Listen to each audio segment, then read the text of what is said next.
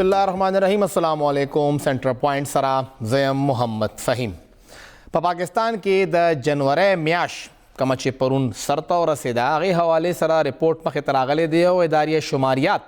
بیورو آف سټیټسټک دا وایي چې تیرو 2 کالو کې کال 2020 او بیا کال 2021 د 2 کالو کې دومره ګراني نه وه څومره چې د جنوري په میاشت کې پاکستان د خلکو ته ګراني میلاو شوه او د یې غټه وجه دغه د پټرول قیمتونه دي چې هغې اضافه شوې ده. دغه رپورټ مطابق چې کوم د ګرانۍ شرح ده هغه په 13 میاشت کې 12.96% پاتې شوې ده او د هغې د وجه نه په پاکستان کې یک فروټ وي او که ګارمنټس وي لکه د جامو خبره هم مخې ته راځي یا د پلاستیک مصنوعات دي څومره هم شیزونه دي د هغې ټولو قیمتونه سیوا شوي دي. غوښه، فروټ، دالونه، سبزیانې او ورسره غنم دا ارس د وخت کې ګران شوي دي او چې کوم دغه رپورټ دی هغه دا وایي چې صرف جنوري په میاشت کې د غنمو قیمت کې 2.68%، غوښې په قیمت کې 1.78%، د فروټو د پھل قیمت کې 4.11 او دال چې کوم مسور دال دي هغې په قیمت کې 6% او دال چنې په قیمت کې 3% اضافه ریکارډ کړی شوې ده. د سره سره که موږ وګورو نو د بجلی قیمتونو کې دغه په سالانه پوره د کال رپورټ دی یو کال کې د هغې قیمت کې 56% اضافه شوې ده. مطلب چې مخکې به چا 100 روپۍ بل ورکو هغه اوس 156 روپۍ بل ورکوي، چا به مخکې 1000 روپۍ بل ورکو هغه به اوس 1562 روپۍ بل ورکوي. دومره اضافه صرف په دې یو کال کې د بجلی په قیمت کې شوې ده. دمونږه چې کم فیول دی د هغې په قیمت کې هم اضافه شوې ده او دغه ویلي کېږي چې موټر فیول قیمت چې دی هغه 36% د هغې اضافه شوې ده. پلاستیک مصنوعاتو کې 11% او ریډي میډ ګارمنټس چې کم تیار جای ملاویږي د هغې په قیمت کې 13% اضافه شوې ده. دغه په 2 کالو کې دومره د خوراک سامان یا زمونږه د استعمال سامان ګران نه و څومره چې د جنوري په میاشت کې شوې دی او دا دې ځله پرون چې کله سمري تلې وه د اوګرا لخوا وزیر اعظم عمران خان ته چې هغوی د پټرول قیمتونو کې نور هم اضافه وکړي نو هغوی هغه سمري مسترد کړه او که هغه سمري پروف شوی وی یا یې کې دننه یو خاص قیمت هغوی پروف کړی وی نو تاریخ کې به پهله ځل د پټرولو قیمت 150 روپۍ نه براتلی و 148 روپۍ کې دې وخت کې پټرول ملاویږي او د پټرول قیمت د هر یو شي سره ځکه تړلی شوی دی ولې چې مونږ کله هم څه خورو یا زمونږ د خوراک سامان وي زمونږ د اچولو سامان وي جامې دي پیزا دي څه هم زمونږ پکاري نو هغه زیاتره د یو ځای نه بل ځای ته وړلی کېږي د هغې کې ټریولنګ کاسټ هم شاملیږي. ښار کې دننه همونږ د پیښور خبره وکړو 2 ورځو کې دننه پرون نه بل ورځ پیښور کې د ټماټر قیمت 120 روپۍ کیلو پرون هغه 150 او نن 180 روپۍ کیلو ته ورسېده. دغه اچانک اضافه چې څومره موږ ګورو لګیا یو غنمو قیمت مونږ خبره وکړه 100 کیلو بوره دې وخت کې 1470 روپۍ باندې ملاویږي لګیا ده په دغه پیښور په مارکیټ کې. دغسې چینی مسلسل ګرانیږي لګیا ده دا هر څه ګرانیږي لګیا دي او دغه ګراني کنټرول کولو دپاره موږ سره هېڅ قسمه څه خاص میکانزم نشته طریقې کار نشته آخر موږ به څنګه دا ګراني کنټرول کوو. د خیبر پښتونخوا سره که پوره ملک خبره کوو نو زمونږ د پنجاب سیمه چې ده هغه ولې چې دغه خوراک سامان کې زرعي ځمکه ده هغوی دا ارس پیدا کوي خو بیا هلته کې هم دغه ګراني مسلسل کیږي لګیا ده او دغه ګرانۍ اخر وجه څه ده ولې دغه ګراني مسلسل سیوا کیږي. بیا کو دې وخت کې موږ سره د نسٹ ڈین ڈاکٹر اشفاق حسین صاحب موجود ہے. ڈاکٹر صاحب بہت شکریہ آپ نے ہمیں وقت دیا اور پہلا سوال ہر کسی کے سر ذہن میں یہی آتا ہے کہ آخر 2 سالوں میں مہنگائی کی شرح میں مسلسل اضافہ ہو رہا ہے لیکن جنوری کا مہینہ ان 2 سالوں میں سب سے زیادہ مہنگا مہینہ کیوں ثابت ہو رہا ہے؟ وجہ کیا ہے کہ مہنگائی کنٹرول ہی نہیں ہو رہی؟ دیکھیں یہ جو ہے یہ ایکسپیکٹڈ تھا یہ تقریباً 10% پہ چلا جائے گا یہ انفلیشن بالکل ایکسپیکٹیشن کے مطابق 13% اوپر کی طرف گیا ہے کہ یہ کیوں ہے یہاں پر مسلسل 2 سال سے ہم مہنگائی کے ذریعے آئے ہوئے ہیں. تو سب سے پہلی چیز یہ ہے ایکسچینج ریٹ کی یہ بائی ڈیفلیشن ہوتا ہے کہ جب آپ کا جو ہے وہ کرنسی نیچے جائے گا جتنی بھی چیزیں ہم باہر سے منگاتے ہیں اس کی لینڈڈ کاسٹ بڑھ جائے گی ملک میں. فرض کر لیں کہ ہم 1 لیٹر پیٹرول 1 گیلن پیٹرول ہم منگاتے تھے اس کی قیمت تھی $50 جی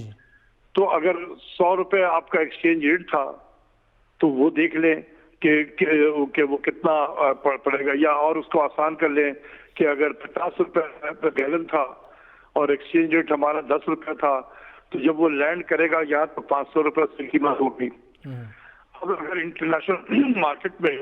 پرائس جو ہے وہی $50 ہے گیلن کے، لیکن ہماری کرنسی 10 کے بجائے 20 روپے $1 کے برابر ہو گئی ہے، تو اب ہمیں 1000 دینا پڑے گا۔ تو آپ 5 روپے تھی، ڈاکٹر صاحب آپ کی آواز تھوڑی سی کٹ کٹ کے آ رہی ہے، ہم کوشش کر رہے ہیں کہ دوبارہ آپ سے رابطہ کریں تاکہ آپ کی آواز ہمیں بھی اور ہمارے جو دیکھنے والے ہیں ان تک تھوڑی سی کلیئر آ سکے۔ کوشش کو چمونگا ڈاکٹر اشفاق حسن صاحب سر دوبارہ رابطہ کو اوی سنگھ ذکر کہ ڈالر قیمت دیکھ ډیر زیات مهم کردار لري مونږه چې کوم سامان د بهر نه راغواړو زمونږ پټرول ظاهري خبره زمونږ خپل نه دي، مونږ د بهر نه راغواړو د هغې په قیمت کې هم دغه ایکسچینج ریټ د وجه نه ډیر زیات فرق راځي او مخکې به لکه دغه دی کې خو زمونږ پیسې همغه دي، زمونږ تنخواه همغه چې کوم یو عام مزدور دی هغه 21,000 22,000 15,000 تنخواه اخلي، خو چې کوم سامان اخلي لګیا دی د هغې ادایګي په ډالر په قیمت کې ډېر فرق راځي. لکه ډالر اول دغه پاکستان کې 118 115 روپۍ باندې هغه وخت کې زموږ تنخواه همدغه 50-50,000 وه او بیا هغې نه پس دغه ډالر نن سبا په 180 باندې ټرنډ کېږي لګیا دی، نو تنخواه بیا هم همغه 50,000 باندې ایساره ده. نو دا یو غټ ګیپ چې کوم مخې ته راغی دغه ډالر په قیمت تقریبا 50-55 روپۍ فرق راغی، هغه بیا ګراني سیوا کوي او دغه ګراني اضافه بیا ابل ځای کې نه کور کېږي، د هغې دا ابل ځای کې کنټرول نه راځي، ځکه موږ ته هر یو شیز ډېر زیات ګران ملاویږي لګیا دی. دغه د خوراک سامان کم چې زموږ خپل اجناس دي ولې چې هغه موږ په خپله پیدا کوو، خو ټریولنګ کاسټ خو بیا همغه راځي، پټرول اضافه کېږي لګیا، دا پټرول په قیمتونو کې ذکر وکړم چې دا الریډي کلیر و، دا ایکسپیکټډ و، دا ممکنه وه چې دا هر څه به ګرانېږي، د دې ګرانۍ قیمتونه چې دا به کنټرول نه وي او ځکه دی کې ګراني هم شوه ولې چې زموږ ایکسچینج ریټ چې دی هغه کنټرول نه دی او دې وخت کې هم دا خبره را روانه ده چې موږ سره پیسې هغسې نشته دی څنګه چې موږ ته پکار دي، دومره ډالر موږ سره پاکستان کې شته دی نه، څومره ډالر موږ ته پکار دی چې موږ هغه ټول ایکسچینج ریټ لږ کنټرول کړو، لږ موږ په خپل چې کوم زموږ ضرورت دی د هغې مطابق ته دا راولو، ولې چې آمدن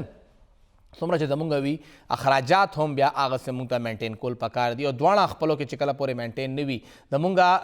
دې وخت کې امپورټ حوالې سره حکومت خبره کوي، ایکسپورټ حوالې سره چې موږ هغه 30 ارب ډالر ته ورسولو، زموږ امپورټ هم دقسې سیوا کېږي لګیا دی، 13 دورونو کې دغه 24 ارب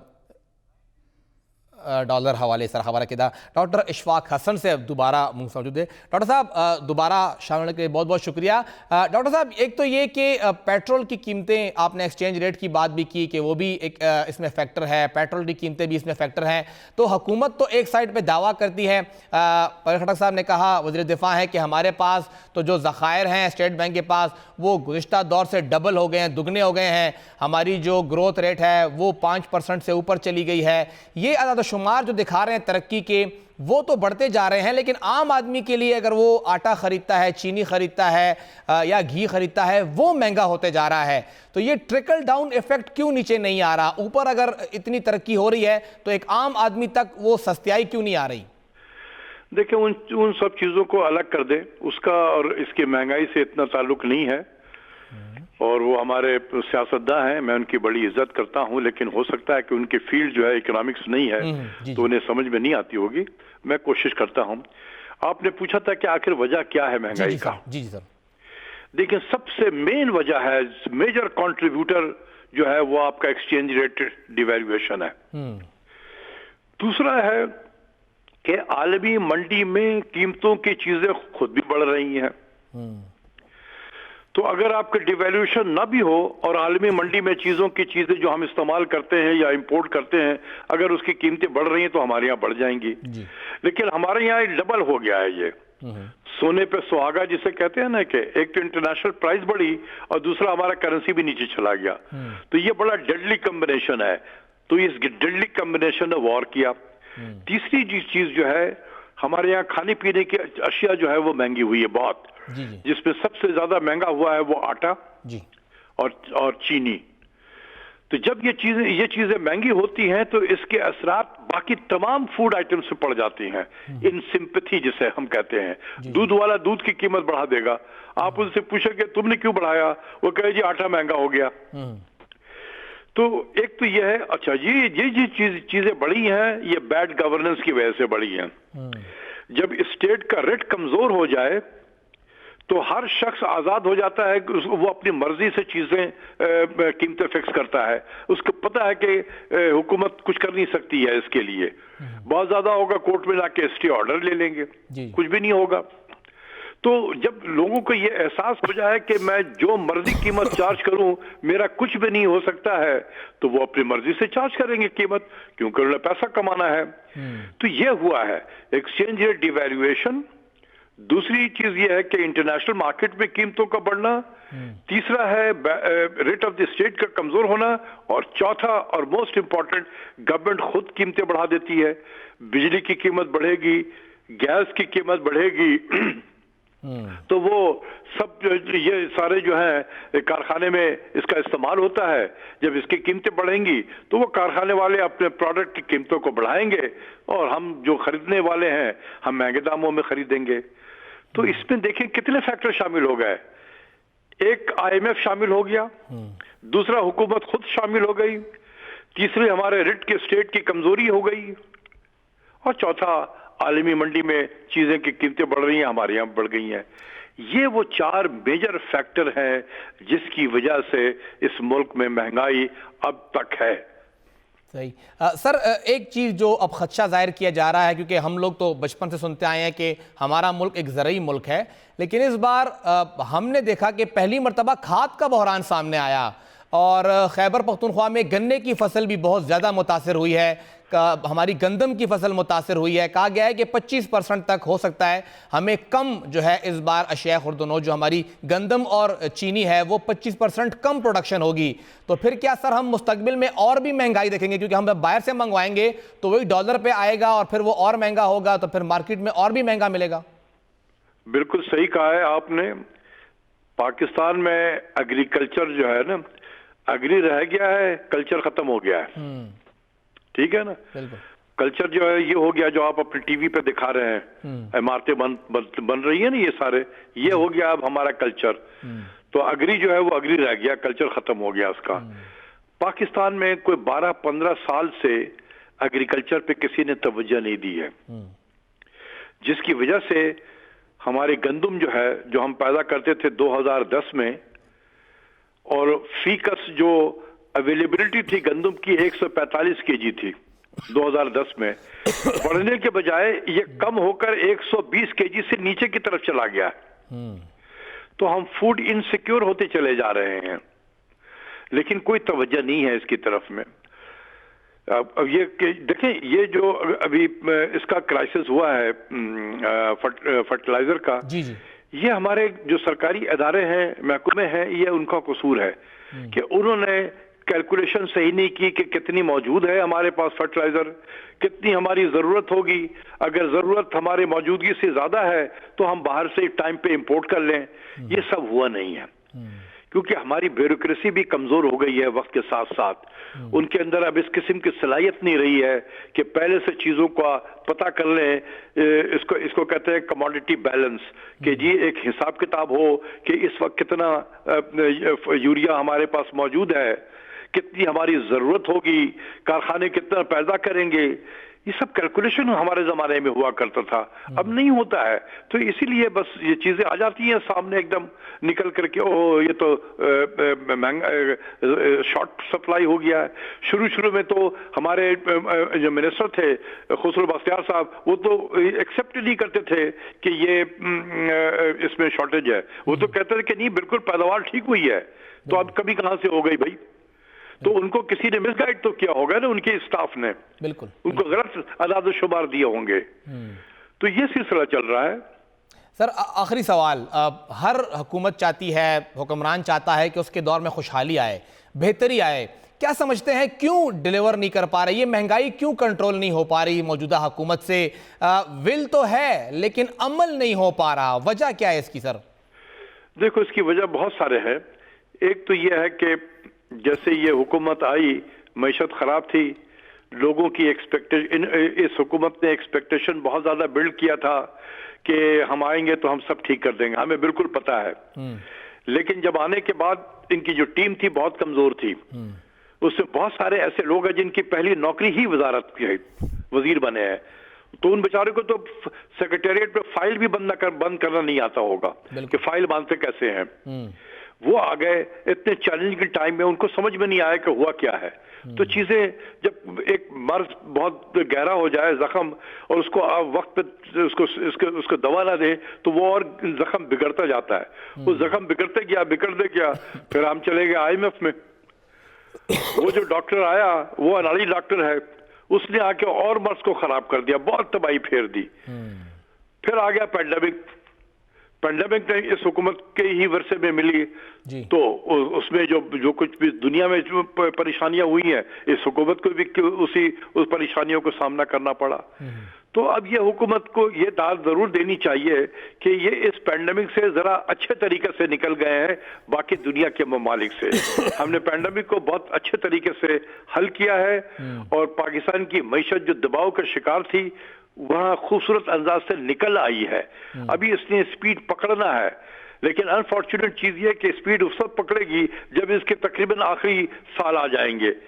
तो अब आखिरी साल में कितनी स्पीड पकड़ेगी कि वो आवाम तक जो है वो उसके सबरात मिल सकें। बहरहाल गवर्नमेंट की कोशिश है, कर रही है जितनी कर सकती है हुकूमत, जिस तरह के लोग हैं उनको लेकर ही चल रही है। तो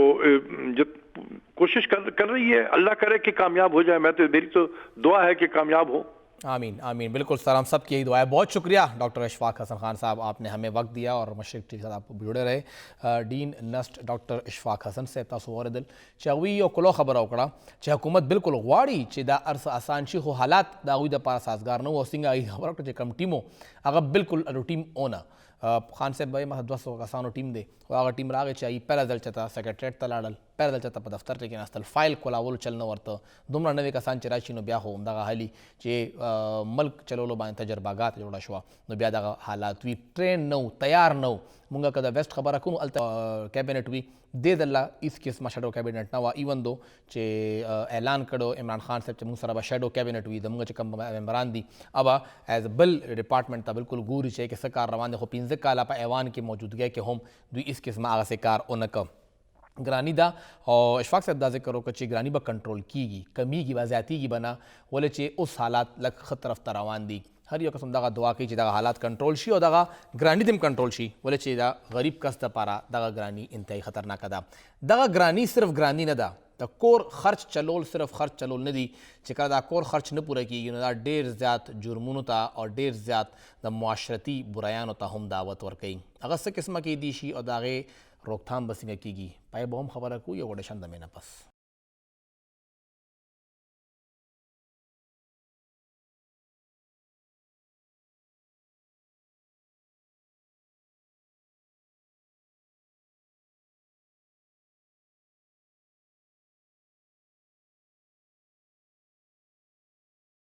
सबोराम की अजल ब्याहर कले वायु और मुंग खबर को लग्या यू द ग्राने हवाले सरा कमचे द जनवरी पम्याश के द 13 कालो टोलोना घटा या घटा शरा ज्यादा शरा द ग्राने 13 शवा दगा ग्रानी सिर्फ ग्रानी न दाओ हर यो कसम दगा सोच के ची दगा ग्राने के बा उस पल कोर सिंगा चलई ढेर कसान देखे कर्जा वाखली अगुई खपलजान लंटंग की अगुई सराख पले खर्चे पूरा कोलो पैसे नविया द खुराक सामान हम नशी पूरा कोले खोडेर दसे खलक हुई चे अगुई ब्या मजबूर शी और दसे कारून तलाश स्वा चाहिए चे पर मुआशरा के बिगाड़ पैदा कई मुआशरा के मसले पैदा कई और ब्या खलक ब्या जुर्मुन तलाश अचई पपे खबर के मुंगाओ कतल चे 13 दगा 2 म्याश्तों के मुसलसल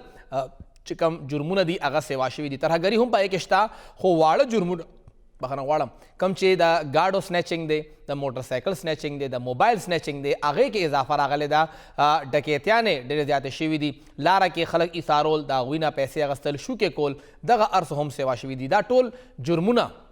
ज़्यादा आग से नदी चे सड़े शौकिया जुर्म तरफ तराशी डेर दसे होमशता चगम मजबूरन दगे जुर्मुन तरफ तराजी और ब्या अगवी दगा मसला दागवी दगा अमल कम चे अगवी कई लग्या दी और दागवी द वजना ब्या पर मुआशरा के यो बिगाड़ पैदा की नो आगा ब्या पूरा मुआशरा मुतासरा कई दे वक्त मुंग सरा डॉक्टर अनुज खान मौजूद रहा कम चे पखपल खैबर पख्तूनख्वा टोनागढ़ यूनिवर्सिटी पेशावर यूनिवर्सिटी के जेंडर स्टडीज़ प्रोफेसर था मैडम बड़ा शुक्रिया तासो मंगला टाइम रखा और मैडम सिंह माजी करो कच्चे ग्रानी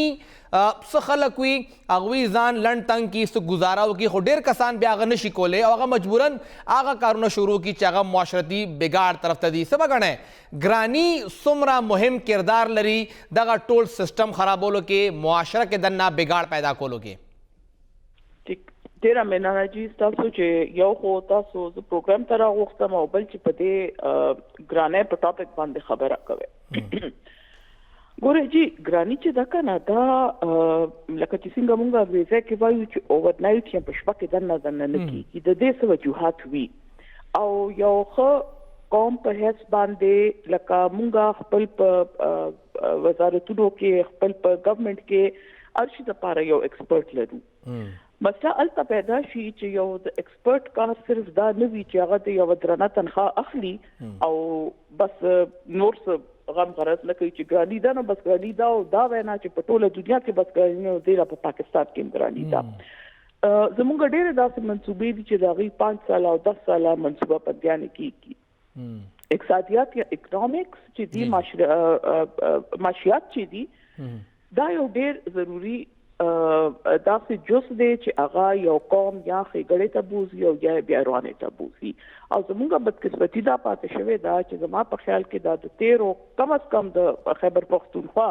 د 13-18 کالو کې خو ماته نه لګي چې چا دومره ویژن لرلی دی چې هغه دې وګوري چې دا 10 کاله دي کې لکه څه لاندې باندې کیدی شي او مونږ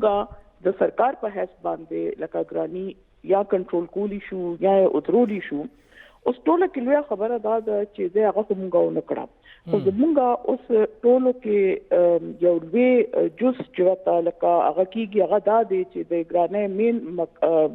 وجه چې ده هغه ته کووډ-19 دی. ټیک ته کووډ-19 دی ټوله دنیا په مخه شوه ده دې کې شک نشته خو دا ده چې یو ښه چې منصوبه بندي چېرته کېږي او د 10 کاله اوس نه 10 کاله روان دي چې مونږ سوچ کوو هغې کې مونږ ټیک ده د کووډ سوچ خو بچا نو کړی خو بهرحال مونږ نور داسې ډیزاسټر سوچ کوو چې خدای مکه چېرته ګورې مونږ خو په وار آن ټیرر کې تقریبا خپل یو عمر تیر کړ چې لکه داسې مونږ ته مسلې راتلی شي مونږ ته معاشي مسلې راتلی شي مونږ ته د قدرتي مسایل راتلی شي لکه زلزله شوه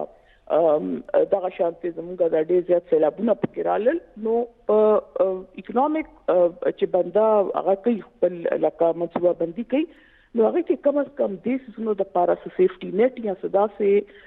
ځای ساتي چې بهی که دا مسلې رالې ټیک د کووډ خو مونږ نو لکه فورسي کړی یا هېچا سوچ نه کوو چې کووډ غوندې مسله به مونږ ته په سر راځي خو بهرحال د دې نورو څیزونو خامخا سوچ کوي چې ګوره لکه بارانونه زموږ په لاس کې نه وي یا دا جنگ جګړې زموږ په لاس کې داسې نه وي چې کومه کې مونږ لاس چودي خاص کر نو خو مونږ دا غالبا نه دی کړی او مونږ هر څه په کووډ باندې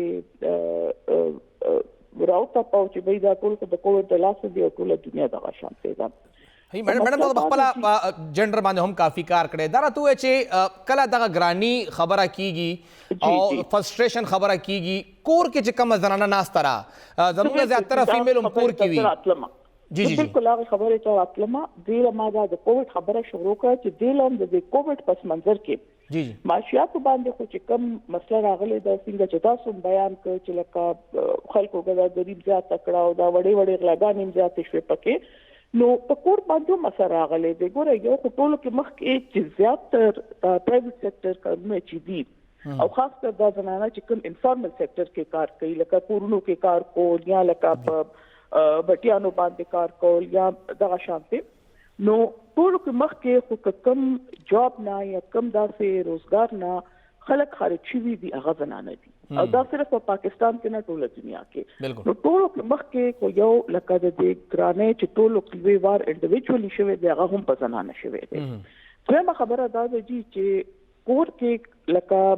چې کله د معاشیات د بنده اپسیټ شي یا اکنامکس اپسیټ شي یا پیسو لکه مسله جوړه شي نو بیا نور ټولې مسلې پکې راځي او هغې کې یو لویه مسله چې دا په دې ورځو کې خاص کتلې شوه هغه د وایلنس اګینسټ وومن و د ښځو باندې تشدد کول جی بالکل او د هغې لوی یو وجه چې مخامخ راغلی د هغه هم دا ده چې کله د سړو مسلې زیاتې شي کور نه بهر نو ظاهره خبره ده چې کور نه بهر کېدي شي نه هغوی ته څه لاره ملاویږي یا نه ملاویږي د هغې مسلو د حل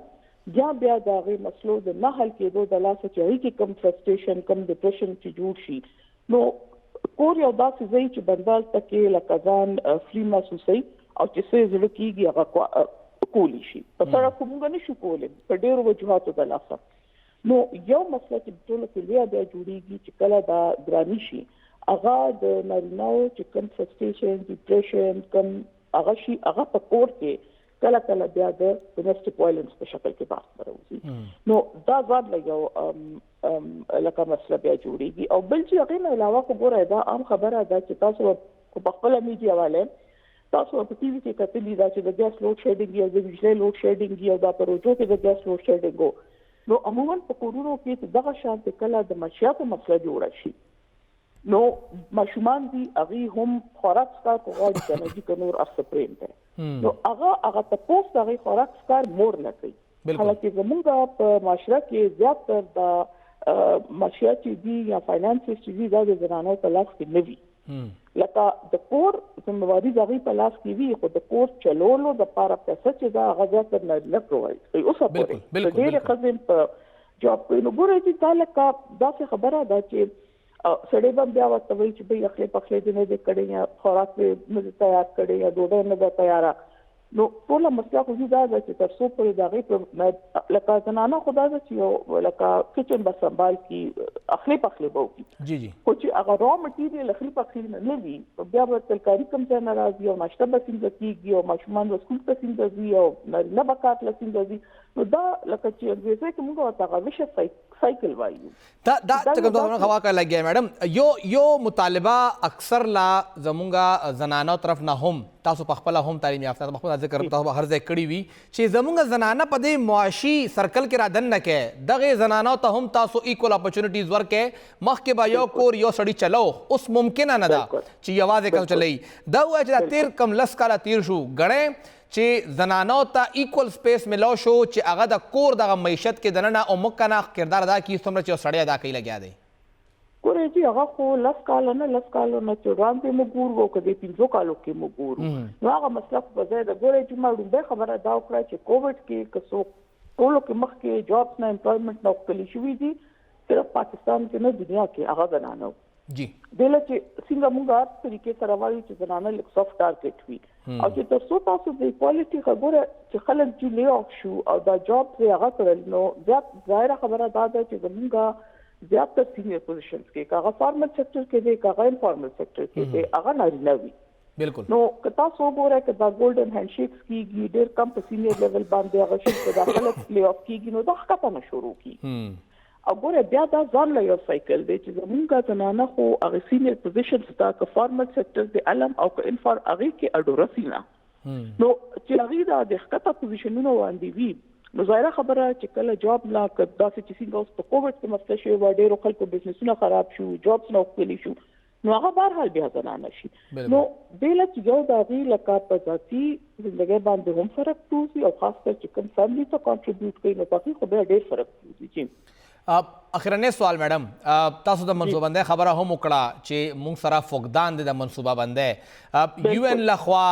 مختلف ادارو لخوا بار ویلې شوي دي چې تاسو خپل کله هم پلانینګ کوئ هغې کې زنانه خامخا شامل کړئ ایون که زمونږ پولیټیکل سسټم دی زمونږ د جاب سسټم دی کوټه پای باندې 10% د خواتین دپاره هغه په زوره باندې په امپلیمنټ شوه ګڼئ چې زمونږ پلانینګ کې چېرته زنانه هم شته دغه معاشي پلانینګ کې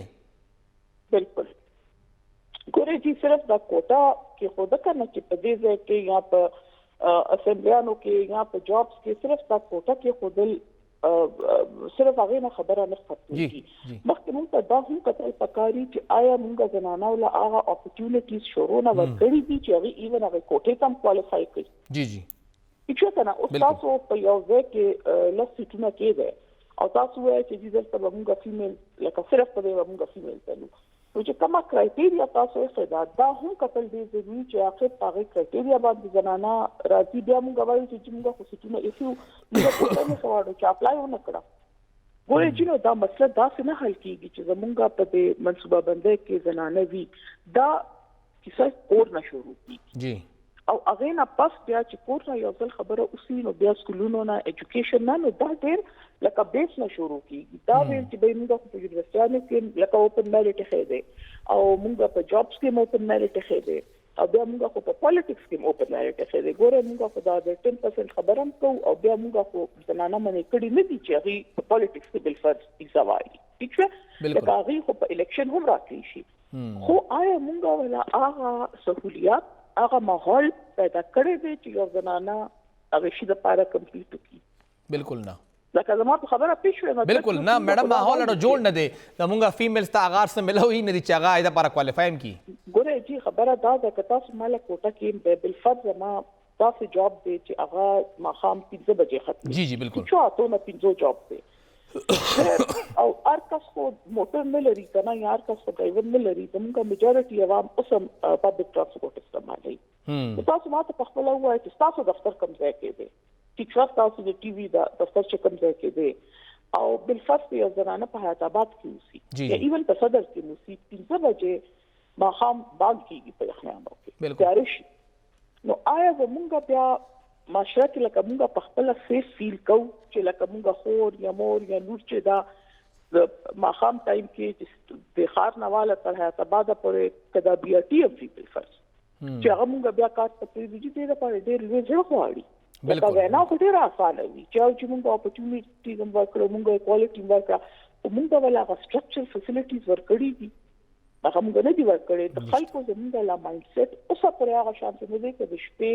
8 بجې موږ یوازې زنانه وګورو په سړک نو چې هغه غریبه با په سوجه باندې کور د اوتی وی سم مجبوری به وي هغه لکه مزه د پاره کور نه نیوته په یخنانو کې ته نه بچي بالکل چې دا صرف په دې نه خبره په دې نه ختمېږي چې موږ کوټه کېدو یا موږ دا وایو چې دا موږ تاسو ټول په مخ کې اغیلا ماحول او هغه سہولیات هم سره پرووایډ کوو ډیره مهرباني ډاکټر انوش صاحب تاسو له ټایم راک د پیښور یونیورسيټي جنډر سټډیز ډپارټمنټ چیرپرسن دا او هغوی څنګه ذکر وکړ چې د معاشي چې کوم مسلې څنګه چې مونږه د دمې نه اول خبره وکړه چې ګراني ډېره زیاته راغلې ده نو ګراني کړو د پاره به مونږ ته خپل انکم سیوا کول غواړي ولې چې زمونږه اخراجات خو نه کنټرول کیږي نو زمونږه چې کوم دا نیمه حصہ ده لکه زنانه دي هغوی ته بیا دومره سپیس ورکول پکار دي چې هغه د کور د خرڅ اوچت کي او یا بیا هغه سپیس هم ورکول غواړي چې هغه د کور نه بهر یو محفوظه ماحول کې دننه دغه خپل جابز وکړي زمونږه لور خور زمونږه کور زنانه چې هغه د کور نه بهر جابز کوي همونږه د بل چا زنانه هم وګورو نو څنګه یې ذکر وکړه ډاکټر انوش هم وی چې هغه د مزې دپاره بهر نه راغلی خو بیا موږ هغې دپاره هغه ځای تنګ کوو مسلې ولا جوړو ایکول اپورچونیټیز نشته نو معیشت کې که موږ ښه کول غواړو دغه ګراني کنټرول کوو دغه زموږ چې کوم بالکل نیمه نړۍ ده زموږ 50% دی هغې ته به ایکول اپورچونیټي ورکول غواړي یو شان دم اخلو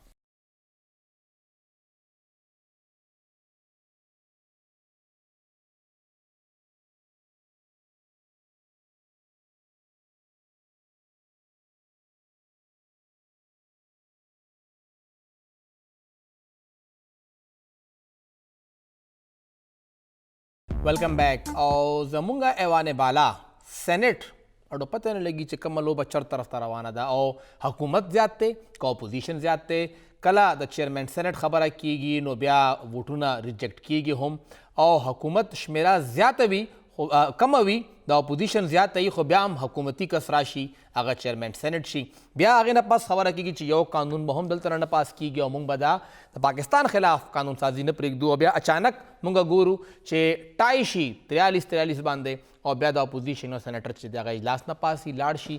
چیرمن سینټ هلته کې موجود وي خپل ووټ استعمالوي حزب اختلاف چې کوم زمونږ اپوزیشن لیډر دی هغه هلته کې اجلاس کې موجود نه وي بیا پرون یو ډرامایي انداز کې هغه راشي استعفا ورکړي د پارټۍ مشر له ورکړي چیرمن سینټ له نه ورکوي او پارټۍ مشر وایي چې نه ته کار جاري وساته نو لکه دا ټول صورتحال دغه سینټ کې سه عجیبه غوندې روان دی دا ټول صورتحال د شپږ سینټرانو په لاس کې دی لکه دا 100 ممبران چې کوم سینټ کې دي هغې کې شپږ سینټر چې دلاور خان ګروپ ورته ویل کېږي د دوی په لاس کې هر یو کس لوبیږي لګیا دی او په دې باندې کافي تفصیلي سټوري نن پا انڈیپینڈنٹ اردو کے سینئر صحافی عبداللہ جان صاحب کړی دا وایي د سره موجود هم دي سر ډېره شکریا تاسو موږ له ټایم راکړه سر یو خو دا چې دا تاسو سټورۍ کې هم ذکر کړی دی دا شپږ سینیټرز دي او د دوی په لاس کې چې څه راځي دوی که غواړي حکومت سره یو ځای شي که غواړي اپوزیشن سره یو ځای شي اپوزیشن لیډر هم دوی راولي چیرمین سینیټ هم دوی راولي دا دومره مضبوط دي چې دا باقي 94 کسان اړو سمای نه لري مننه صاحب دا اصلا مده مضبوط بهي معنی چې هغه چونکه آزاد دي هغوی باندې صدا سے پابندی نه ده نو چې کله هغوی غواړي چې کم طرف ته تلل غواړي هغوی تلی شي هغوی مطلب چې سایډ بدلولی شي هغوی باندې آئینی قانوني صدا سے پابندی چونکه نشته او مونږ دا کتلی چې یو نه زیات بل داسې شوی دی چې هغه کله به حکومت ته لاړل کله به اپوزیشن کې دنه په پارټو منځ کې به مده کله یو پارټي شو کله بل پارټي ته بشول نو او مونږ کتلی چې اکثر دوی چې د حکومت ته فائدہ رسي د حزب اختلاف خلاف جی جی او چونکه آزاد دي او اپوزیشن کې ناز دي بالکل په حزب اختلاف بنچونو باندې ناز دي ځان ته آزاد وي او وي زموږ حکومت سره تعلق نشته بل پارٹی سره هم د دوی سره تعلق نشته شپږ کسان دي او چونکه آزاد دي نو بس دا مطلب چې یو آزاد حیثیت کی یو فری لو وکولی شي نو ته وही کوي لګیا دي صحیح سر پیپلز پارټي چرته ولاړه ده دی پورا سینټ کې د رضا رباني صاحب د ګیلاني صاحب چې کله اپوزیشن لیډر شو د هغه ټایم نه کومه شروع وکړو او تر اوسه پورې پیپلز پارټي کردار باندې ډېر زیاته ګوتو چتیږي لګیا دي چې دوی الټا حکومت سپورټ کوي لګیا دي مخالفت کې نه راځي او پارټي کې دننه مونږ وکتل چې رضا رباني صاحب هم پای باندې کافي اعتراض وکړ او نور سینیټرز هم اعتراض وکړ چې زمونږ پارټي ډایریکشن صحیح نه دی پیپلز پارټي چرته ولاړه سینټ کې دننه پیپلز پارٹی کے تاسو وګورئ نو په دا چې د ګیلانی صاحب الیکشن کې د قائد حزب اختلاف جی سر نو مطلب پروس کال په مارچ کې نو پیپلز پارٹی هم د دلاور خان گروپ نه مستفید شوه و جی جی بالکل مطلب ګیلانی صاحب ته دوی ووټ اچولیو جی جی او د حالانکه مسلم لیگ نواز چې دی هغه خپل قائد حزب اختلاف د لپاره امیدوار اعظم نذیر طاهر صاحب درولیو او دوی کسا چې د دلاور خان ګروپ چې دوی ګیلانی صاحب په حق کې ووټ استعمال کو د دوی په وجہ ګیلانی صاحب چې قائد اختلاف جوړ شول هغه نه پس ایون تاسو خبره ټیک ده پیپلز پارټي دنه نم داسې आवाजونه راغلي دي چې او نون طرف نه هم چې د دې خلاف د اپوزیشن قائد اختلاف د دوی خلاف د آزاد کسان چې کوم شپږ کسانو ګروپ د دې خلاف د ایکشن والی یا د دې لړکې سو کی چې دوی کله غواړي حکومت سره شي او چې کله غواړي نو اپوزیشن کې دنم ایون کې چې کله دغه ضرورت یې هغوی کې ماتولو نو هغوی مدد دې دپاره هم هغوی استعمالیږي نو دا خبره تاسو ټیک ده چې پیپلز پارټي کې دننه دې لړکې هم ریزنټمنټ شته دي او سر پیپلز پارټي تاسو ښکاري چې دغه 13 کال کې دننه دا الزامات په هغوی لګي چې هغوی اصل کې حکومت سپورټ کوي لګیا دي ناس په اپوزیشن کې دي خو حکومت سره سپورټینګ کردار کې هغوی روان دي تاسو ګڼئ چې څه حده پورې دغه افواه یا الزام څه ځای لري ماته دا الزامات بالکل لګیا دي او یو نه زیات مواقع داسې راغلي دي چې داسې ښکاره شوی دی چې یعنی مثال په تور فرض کا کومون دا وګورو چې دا دلاور خان گروپ چې دی دا چرته پوشیده لاسونو په وجہ یا د دې شاته پوشیده لاسونو دي نو دوی کا یوسف رضا ګیلانی ته په قائد د حزب اختلاف په الیکشن کې ووټ ورکړی دی هغه سپورټ کړی دی نو د دې مطلب دا شو چې پیپلز پارټي ته د پوشیده لاسونو حمایت حاصل جی مسلم لیگ نواز کینډیډیټ خلاف نو دغه شان لکه واجه پیپلز پارټي هم فیضیاب کې دي شي مطلب چې کدا فرض کو کدا څه خبره ده جی جی نو بیا ظاهره خبره ده چې شوي دي کنه مطلب دا دین علاوه نور واقعات مشته مطلب دا چې یعنی دې کې موږ سره صداق سے سالډ ثبوت نشته جی جی سو مهم ثبوت مونږ سره نشته چې مونږ دا ثابت کړو خو دا ښکاري اپیرنټلی چې شاید پیپلز پارټي هم مستفید کیږي لګیا دی یا دننه صدا سے الزامات هم دي او دا ښکاري چې پیپلز پارټي هم سه حکومت نه یا هغه اسټابلیشمنٹ چې ویل کیږي زمونږ په معاشره کې جی جی هغه نه یا هغه سره څه ګډ جوړ لري یا هغوی نه مته چې څه فایدې اخلي. نو سر غنی چې پیپلز پارټي بیا 2023 انتخاباتو کې چې کم د هغوی نښه ده د هغوی چې کم سوچ دی کم نشان دی اے این پی او پیپلز پارټي و چې دواړه پی ډي ایم نه بهر دي د هغوی چې کم پلاننګ دی څنګه ویلي کېږي هم چې په خیبر پښتونخوا کې هم هغوی دغه تمه لري چې هغوی به ګورنمنټ کې راځي عوام په ووټ به راځي دغسې فیډرل ګورنمنټ کې پیپلز پارټي ځان یو الټرنیټ فورس ګڼي چې مونږ راتلی شو مونږ به ګورنمنټ جوړو نو امکان ښکاري چې پیپلز پارټي به بیا هغه ځای جوړ کړي ځان له فی الحال خو خیر دا به لږ جلدی به که موږ دا خبره وکړو او دا هر پولیټیکل پارټۍ دا حق دی چې هغه مده چې الیکشن کې یو آئینی طریقې سره جمهوری طریقې سره الیکشن کې حصہ والي او الیکشن وګټي او مده چې ووټ په ذریعہ اقتدار تراشي دا یو جمهوری حاکم دی او آئینی دغم دی آئین هم د اجازت ورکوي کو ووټ په ذریعہ کې یو پارټي راځي نو دې کې د صدا سے بده خبره ده او دا هر پارټۍ د خواهش می یقینا چې هغه الیکشن وګټي پیپلز پارټۍ دا خواهش هم دی او پیپلز پارټي چې دی په یو وخت کې د خیبر پښتونخوا یو غټه پارټي وه بالکل دې کې خو شک نشته موږ دا نشو ډینای کولی سر خو ایٹ د سیم ټایم جی جی سر اخرنی سوال سر یو دا چې په دغه فروری په میاشت کې پیپلز پارټۍ د لانګ مارچ اعلان کړی دی او بیا همدغه میاشت کې مونږ ګورو چې حکومت چې کوم یو بینک د سټیټ بینک دپاره بل راوړي هغه د پیپلز پارټۍ د لاسه پاس کیږي لګیا دی او ټولې ګوتې اوچتېږي یوسف رضا ګیلاني ته نو چې کوم د هغوی بیانیه ده د حکومت خلاف دغه یو بل پاس کېدل د سینټ نه هغه څومره غټ نقصان رسوي پیپلز پارټۍ دغې بیانیې ته مطلب چې دې سره د پیپلز پارټۍ یو مطلب چې دوی څنګه هینډل کو که نه جی جی هغه نه شکوک و شبهات اوچتېږي که نه د پیپلز پارټۍ خلک نو قاعدې حزب اختلاف یوسف رضا ګیلاني صاحب په خپله نو دونه اهم حالانکه هغوی خپل وجوهات پیش کوي چې شپې ډېر لیټ د دې نوټس میلاو شوی دی او هغوی دپاره ممکن نه و چې هغوی د راتلی شول رسېدل هغوی دپاره ممکن نه و بټ د هر څه نه باوجود بهرحال دې کې شکوک والا یو فیکټر شته او یو دا خبره کیږي چې غالبا چې دا قصدن یو فیور ورکړی شوی دی حکومت ته چې دا بل د پاس شي او که دا خبره ټیک ده یا که دا خبره چې ثابته شو نو یقینا یو د اپوزیشن یو پارټي دپاره داسې پټ په پټه حکومت سره داسې څه ګډ جوړ کول هغې ریپوټیشن دپاره مطلب چې خرابه بده خبره ده هغوی ریپوټیشن به دې سره خرابېږي یقینا بالکل ډېره ډېره شکریه ما په خیال هم دی شي ډیمیج کنټرول دپاره غالبا چې دغه چې دی ګیلاني صاحب استعفې اعلان هم وکړو غالبا چې دا د ډیمیج کنټرول هغه چې کوم د دوی ریپوټیشن ته د دوی نوم ته کوم چې زد رسېدلی دی هغه څه حده پورې کمولو دپاره یا هغه کنټرول کولو دپاره هغوی استعفا نو سر هغوی هغه استعفا هم غلط ځای ته ولېږله چیرمین پیپلز پارټۍ ته ولېږله چیرمین سینټ ته ونه لېږله نو بس دغه ویم که نه چې یو کوشش وکړه جی جی چې هغه چې کم مطلب چې کم الیګیشن کم الزام چې لګېدل دی هغه څه حده پورې چې ووینځلی شي ډېره ډېره شکریه عبدالله جان صاحب موږ سره موجود وی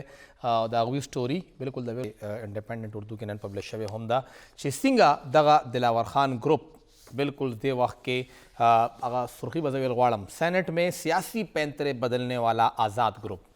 سیاسی پینترے بدلئی دا گروپ تے او دا صرف لوبه نه ده دا د پاکستان عوامو سره لوبې کول دي تاسو منتخب شوی د نون لیگ د پلیټ فارم نه بیا لاړې بل ته خواته لکه یو کس هغه دغه گروپ جوړوي او بیا دومره پوره ملک پورې خندا کیږي نو لږ ګریوان ته هم کتل غواړي کله خو به واپس هم جواب ورکوي پروګرام وخت ختم دی اجازت راکړئ د الله پامان